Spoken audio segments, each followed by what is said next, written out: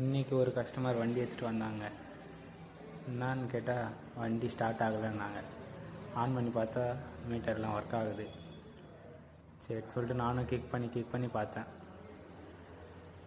ஒன்றும் ஸ்டார்ட் ஆகிற மாதிரி தெரியல.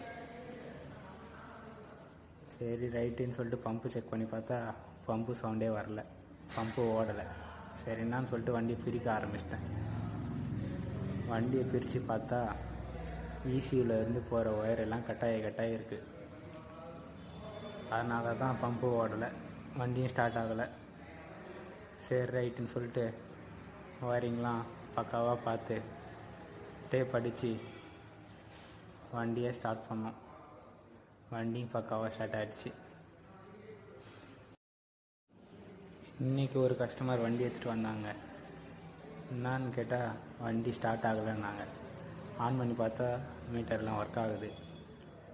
சரி சொல்லிட்டு நானும் கிக் பண்ணி பார்த்தேன்.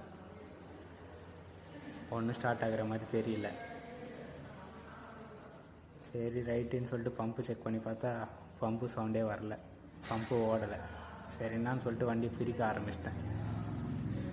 வண்டியை பிரித்து பார்த்தா இருந்து போகிற ஒயர் எல்லாம் கட்டாயி இருக்குது. அதனால தான் பம்பு ஓடலை, வண்டியும் ஸ்டார்ட் ஆகலை. சரி ரைட்டுன்னு சொல்லிட்டு ஒயரிங்லாம் பக்காவாக பார்த்து டேப் அடித்து வண்டியை ஸ்டார்ட் பண்ணோம்.